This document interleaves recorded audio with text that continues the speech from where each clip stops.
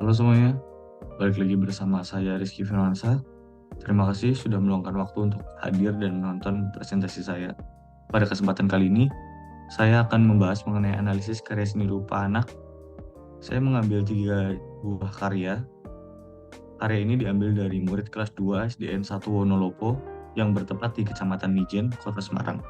3 karya ini adalah karya terpilih, dan karya terpilih ini menurut saya akan sangat menarik untuk diulas lebih lanjut. Yuk kita langsung mulai aja. Analisis karya seni rupa anak. Langsung aja kita masuk analisisnya. Pada karya yang pertama ini, gambar ini dibuat oleh Abian, siswa kelas 2 SDN Wonolopo 1. Abian menggambarkan dirinya mengidolakan Ronaldo dan bercita-cita ingin menjadi sepertinya. Gambar ini begitu menarik karena Abian secara detail menggambarkan dirinya bagaikan Ronaldo. Abian menggambarkan dirinya menggunakan baju timnas Portugal dengan nomor punggung 7 yang identik dengan mega bintang tersebut.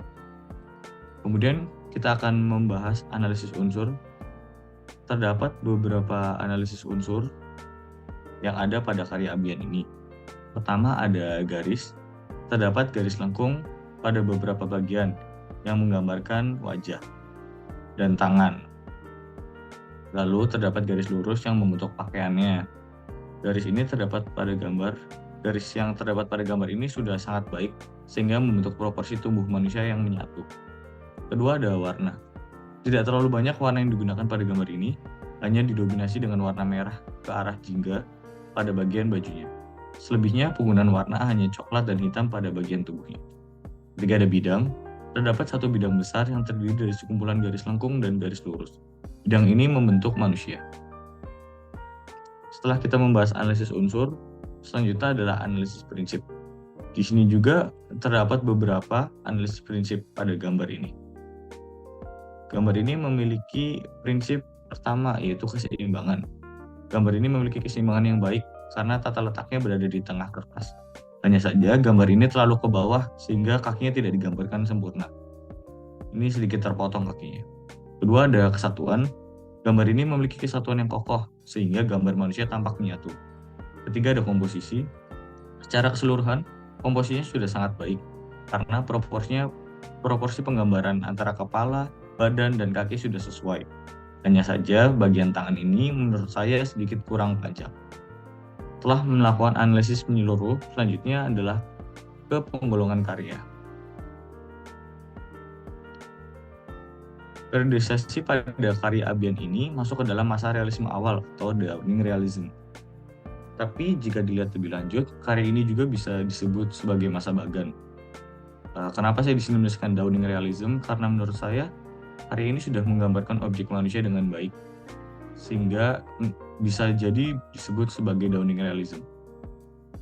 Gambar ini masuk ke dalam tipologi berupa visual karena penggambarannya objek nyata. Lalu karakteristik visual pada gambar ini adalah tampak depan atau front angle view.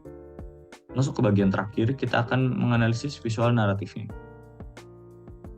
Tema pada gambar ini adalah cita-citaku menjadi pemain sepak bola ternama. Terdapat tokoh seorang laki-laki yang ingin menjadi the next Ronaldo. Latar suasananya penuh semangat. Saya akan membacakan plot cerita dari gambar ini. Dalam sebuah pertandingan sepak bola, terdapat seorang pemain bintang yang sedang melakukan selebrasi ikonik setelah mencetak sebuah gol ke gawang lawan.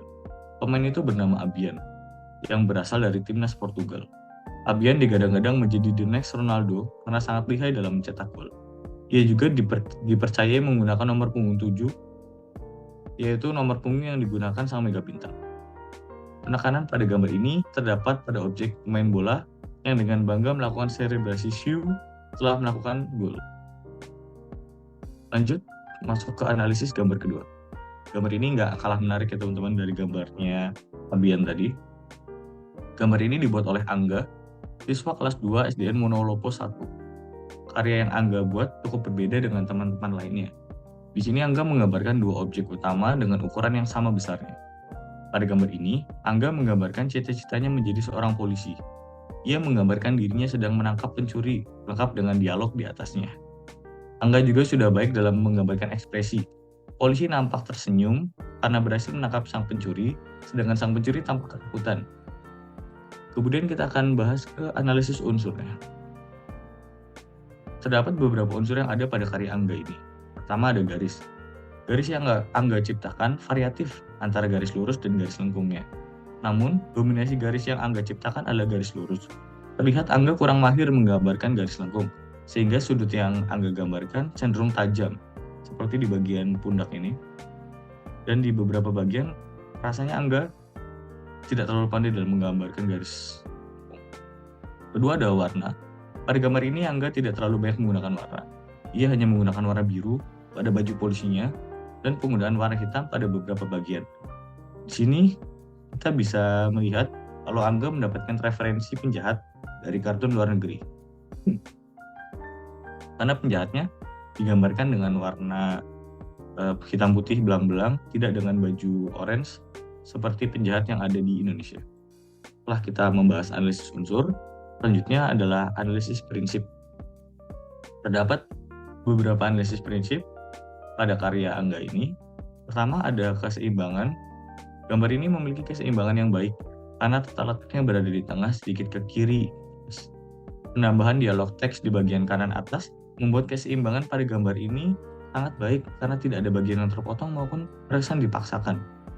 Kedua ada kesatuan. Kedua objek gambar manusia ini membentuk satuan yang dan kokoh. Tiga ada komposisi. Gambar ini memiliki komposisi yang baik secara keseluruhan. Komposisi antara satu objek dengan objek yang lain sudah menyatu. Keempat ada proporsi. Proporsi pada bagian tubuh manusia masih dapat diperbaiki, seperti ukuran kepala yang terlalu besar, ukuran tangan dan kaki yang kurang panjang, dan lain-lain. Lalu yang kelima ada irama. Terdapat pengulangan gambar manusia yang ia gunakan sebagai gambar polisi dan pencuri. Setelah melakukan analisis menyeluruh, selanjutnya adalah penggolongan karya. Periodisasi pada karya Angga ini masuk ke dalam masa bagan atau skematik period. Gambar ini juga masuk ke dalam tipologi berupa tipe visual. Lalu karakteristik visual pada gambar ini adalah tampak depan atau front angle view. Masuk ke bagian terakhir, kita akan menganalisis visual naratifnya. Karya ini bertema cita-citaku menjadi polisi yang hebat. Terdapat dua tokoh orang laki-laki, yang satu seorang polisi dan satu laginya seorang penjahat. Latar tempatnya di pinggir jalan, waktunya pada siang hari, dan suasananya menegangkan. Saya akan membacakan plot dari gambar ini. Pada suatu siang di pinggir jalan raya Mijen, seorang polisi bernama Angga mendapati seorang pencuri yang sedang melarikan diri. Dengan sigap, Angga menangkap pencuri itu. Ia siap memborgol sang pencuri agar tidak bisa lari lagi. Dengan lantang dan bangga, Angga berkata, "Kamu ditangkap. Kamu tidak akan bisa lari lagi." Pencuri itu ketakutan dan bilang kalau dia takut masuk penjara lagi. Penekanan pada gambar ini terdapat pada interaksi polisi dan pencuri yang tertangkap. Gambar ini sangat menarik karena rasanya gambar ini sangat bercerita ya, sudah seperti komik, dan jarang anak-anak seumur Angga ini bisa menggambarkan komik seperti ini. Lalu kita sudah masuk ke karya yang terakhir. Karya ini nggak kalah menarik dari dua karya sebelumnya. Karya ini diciptakan oleh salah satu siswi, namanya Maira. Siswi kelas 2 SDN Wonolopo 1. Di antara teman yang lain, Maira menggambar dengan sangat maksimal. Ia menggambarkan dirinya sebagai dokter di salah satu rumah sakit besar yang ia gambarkan sebagai background-nya.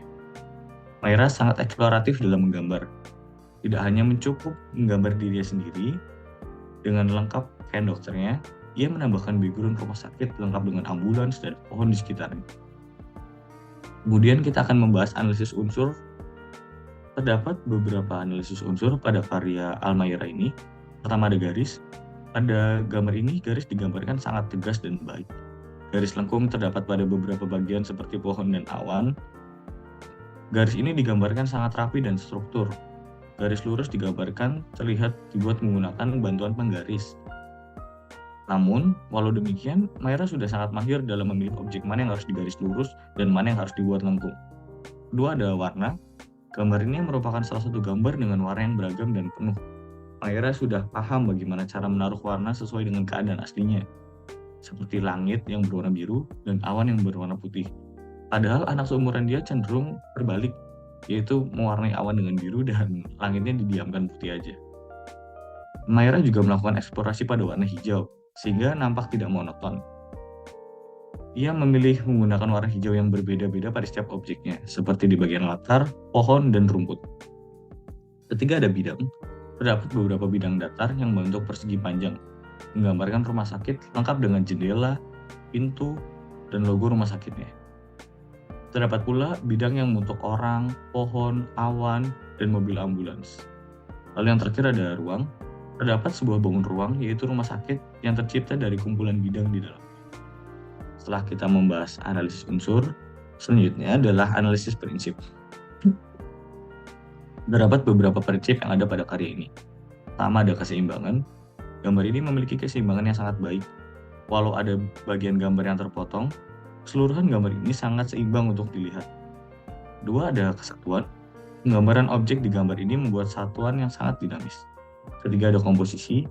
Gambar ini memiliki komposisi yang baik secara keseluruhan. Komposisi antara satu objek dengan objek yang lain terasa seimbang dan menyatu. Keempat ada proporsi. Proporsi antar bentuk manusia dan objek lainnya sangat baik. Ukurannya pun dibuat sesuai kenyataan, seperti orang yang ditaruh di bagian depan agar lebih terlihat, dan ukuran mobil dan rumah sakit yang dibuat lebih besar. Kelima ada penekanan. Terdapat penekanan pada objek manusia. Walau ukurannya tidak lebih besar dari objek yang lain, penempatan objek manusia di bawah menurut saya membuat mata langsung menuju ke objek ini. Jadi ini adalah sebuah penekanan tersendiri. Setelah melakukan analisis menyeluruh, selanjutnya adalah penggolongan karya. Periodisasi pada karya Almayra ini masuk ke dalam masa realisme awal atau dawning realism. Gambar ini juga masuk ke dalam tipologi berupa visual. Lalu karakteristik visual pada gambar ini adalah tampak depan atau front angle view. Masuk ke bagian terakhir, kita akan menganalisis visual naratifnya. Karya ini bertema cita-citaku menjadi seorang dokter. Terdapat tokoh seorang perempuan dengan latar tepat di depan rumah sakit, dengan latar waktu siang hari dan suasananya tenang sejuk. Saya akan membacakan plot dari cerita di gambar ini. Pada suatu siang yang cerah dan sejuk, hamparan langit biru yang jernih membuat suasana di hari itu begitu tenang.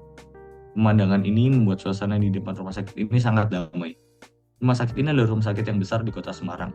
Di depan rumah sakit itu, terdapat dokter muda bernama Almayra yang sedang menunggu pasien di rumah sakit itu.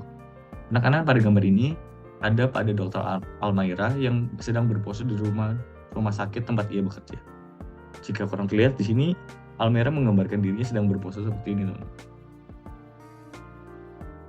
Nggak kerasa sudah sampai di penghujung. Saya akan memberi kesimpulan kalau 3 karya yang setelah saya tunjukkan tadi menunjukkan betapa berbakatnya anak-anak ini dalam berkarya seni rupa. Mereka bukan hanya punya keterampilan teknis yang luar biasa, tapi mereka juga bisa mengekspresikan perasaan mereka dengan sangat baik. Karya-karya ini membuktikan bahwa dengan dukungan yang tepat, anak bisa mengembangkan kreativitas mereka secara maksimal. Itu saja yang dapat saya sampaikan. Semoga presentasi ini dapat menginspirasi kita semua untuk lebih menghargai seni rupa anak. Terima kasih atas perhatian kalian. Sampai jumpa di lain kesempatan. Bye-bye.